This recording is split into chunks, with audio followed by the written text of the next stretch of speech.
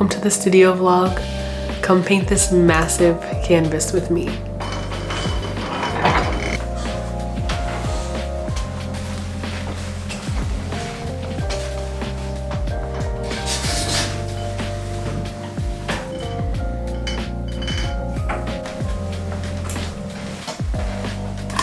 Okay, so I got these pants from, I thrifted them. I'm gonna use these as my painting pants because I paint in all my clothing and I just ruin all of it. So I finally have pants that I meant to paint in. Fresh pants, fresh canvas. This is the largest canvas that I've ever painted on. I'm painting a full body portrait today, from head to toe. And I think that if I paint a full body portrait, it needs to be on this like very large scale, because I almost want it to feel like that person is sitting there right there in the room with you. And if it's small, it just doesn't have the same presence that I'm going for, you know? So I have this massive canvas that I stretched myself. Well, massive to me, massive in comparison to what I normally do, and I'm gonna try and pursue this work in the future, but I had to inch my way to get to this, so it feels like such a big deal, a bigger deal than it needs to be. But I'm really excited about it. I'm painting my boyfriend. Moving forward, I'm gonna paint portraits of people that are in my life. Up until now, the portraits that I have painted have been people that I've found online. I don't know these people, but it was for practice, in preparation, you know, to start going out and painting the people that I know. And I want it to, for the most part, be at this grand scale. I want it to feel lifelike. So, enough talking. I'm gonna get to painting.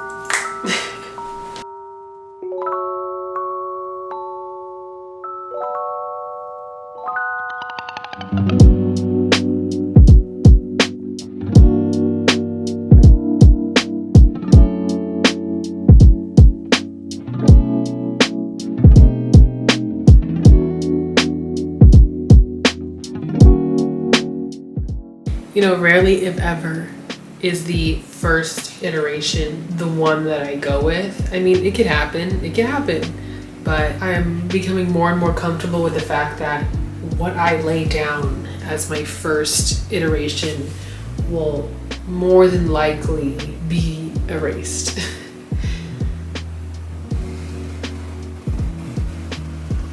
And it's just about getting a feel for the figure itself and the position in space that it wants to sit.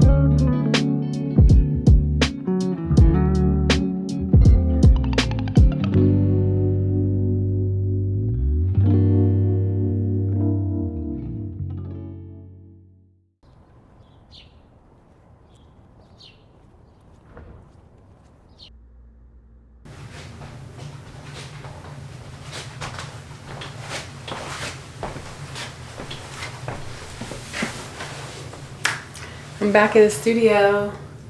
After 7 days of starting this piece, I'm finally ready to move into the next phase. It's been about 7 days, it's been about a week because, you know, life gets in the way.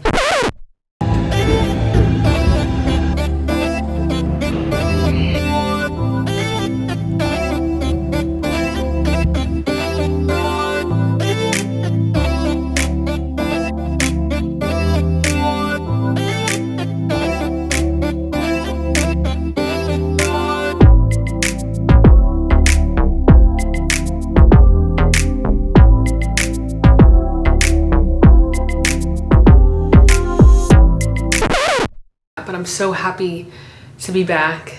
A little nervous, just to be candid, of starting this because the last two paintings I did were in black and white, which I had mentioned in my last video that like black and white paintings let me shut off a part of my brain that deals with color, and I can just focus solely on value. But when you reintroduce color into a painting, it's just an extra layer of difficulty that you have to take into account.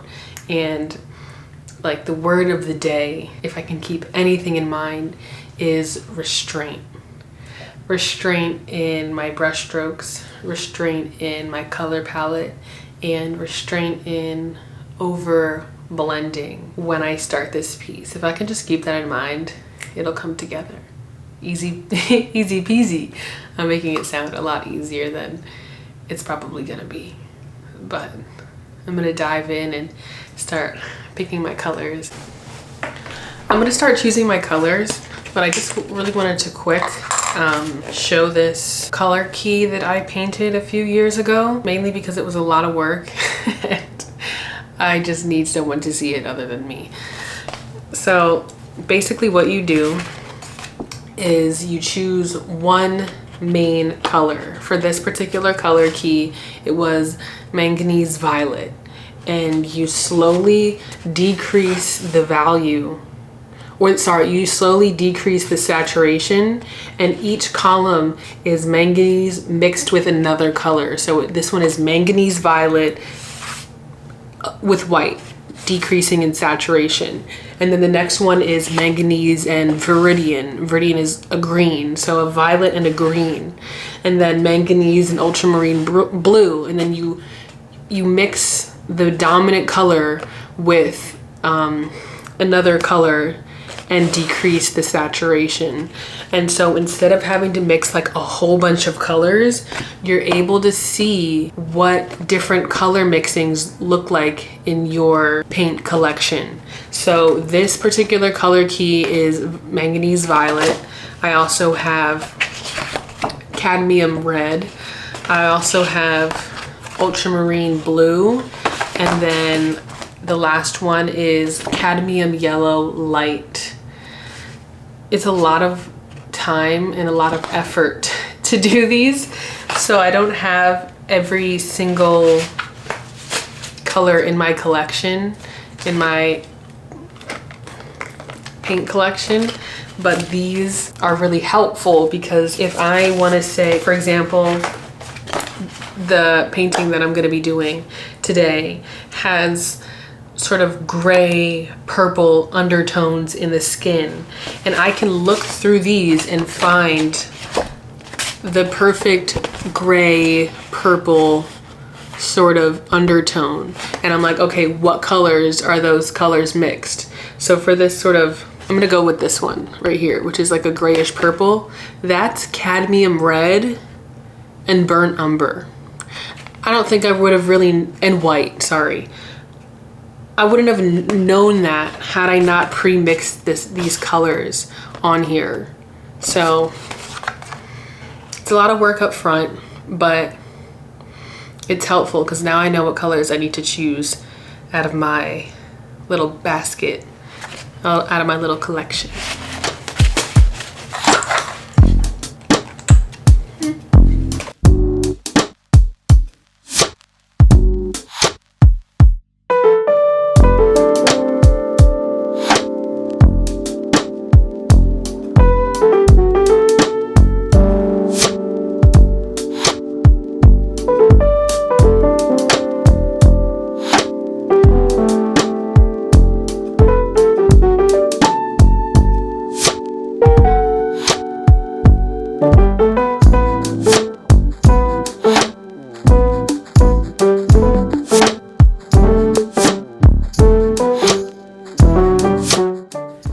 I always start my portraits with the forehead. It's always the easiest place to start because it just needs the least amount of detail. For this color palette, I pre-mixed a set of colors using the cadmium red color key I showed earlier, so there's a cohesion to every color I put down on the face, cadmium red being the linking color. And I usually don't pre-mix colors, but I'm trying something new this time around. Mixing colors on your palette as you go definitely allows for more spontaneous color mixtures, but then you run the risk of the colors eventually looking muddy. I mean, at least that's the case for me. So times when I'm feeling a little bit more spontaneous, I'll go in without pre-mixing any colors. This time was not that. I try to add in some unexpected colors though, like blues or greens. I think it really enhances the vibrancy and playfulness that I'm trying to achieve.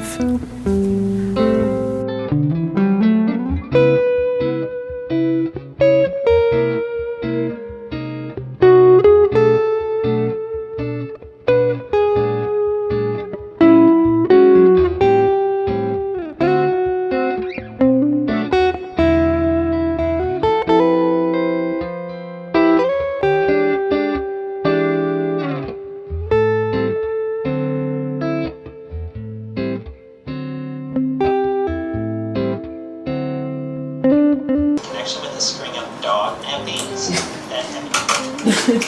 Dwight.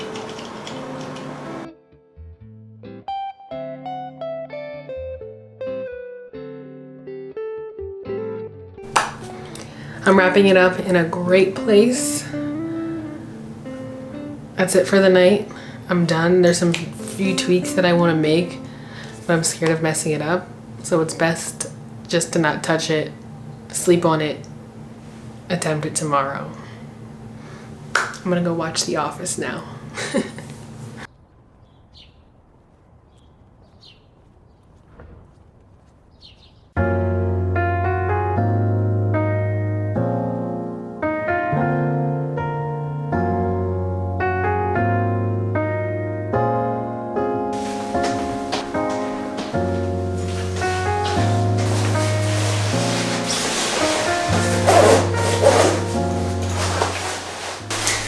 I'm just stepping out quick. I'm gonna pick up some groceries. I'm feeling a little down today, so I figured I'd make some nourishing food, some nutrition. Hopefully that'll soothe my soul.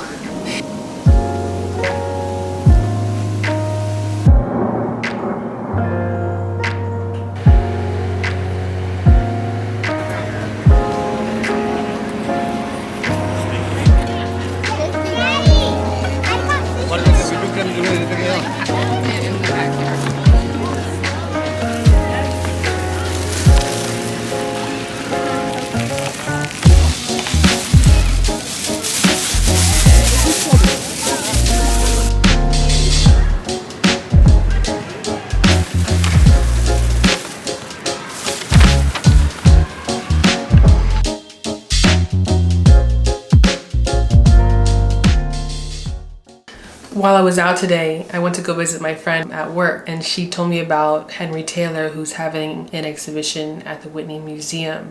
And Henry Taylor is someone who I've sourced as inspiration for myself, and I would love to see his work in person as a portrait painter in his very candid, loose, and instinctual style. It's inspiring for me to see portrait painters garner that type of success, you know, in the art world for a very non-traditional approach to portrait painting, which is what I'm pursuing myself.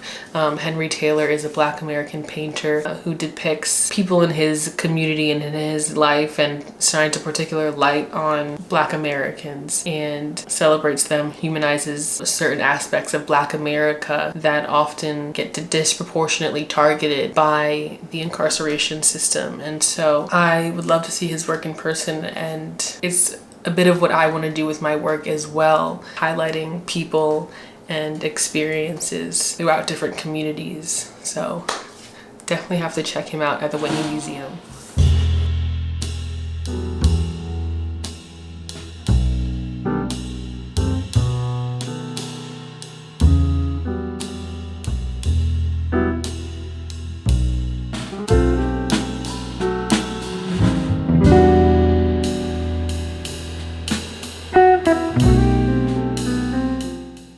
I definitely have to invest more in soft bristle brushes. The ones I want are rather expensive, so I just haven't gotten them yet. But as you can see here, I'm using a stiffer brush to lay in large areas of color.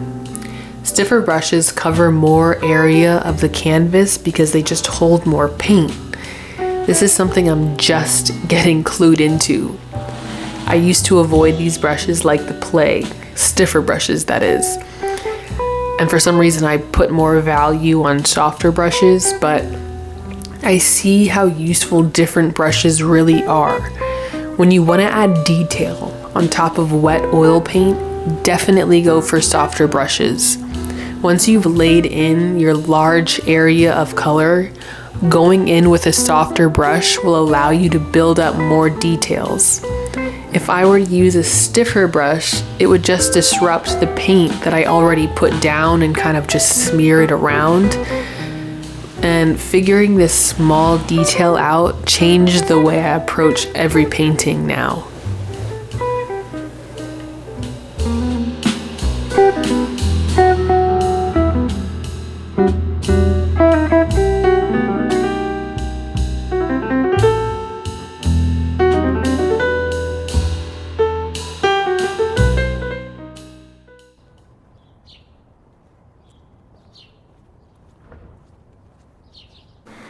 Okay, so I'm finally bringing this piece to a close. The biggest portrait that I've ever done, sorry.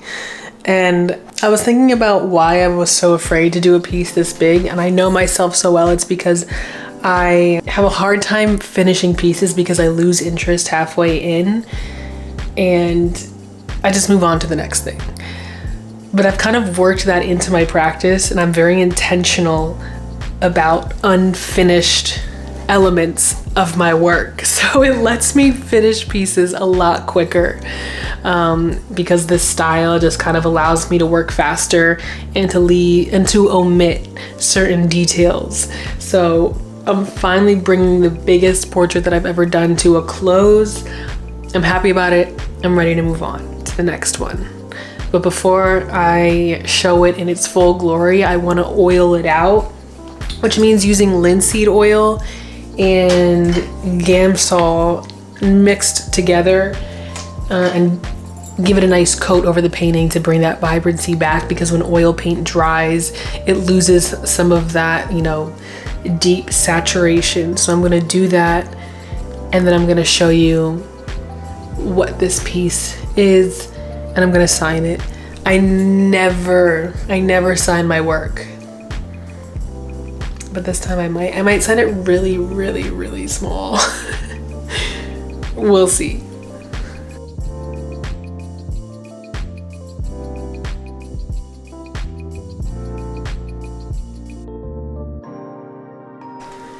It's crazy how much the painting comes back to life when you just add that little layer of linseed oil and Gamsol. But this painting has finally come to a close.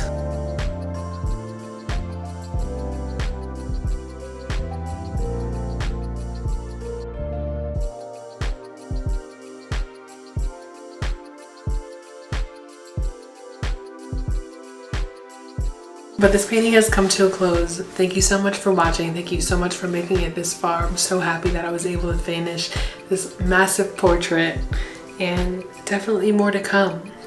See you on the next one.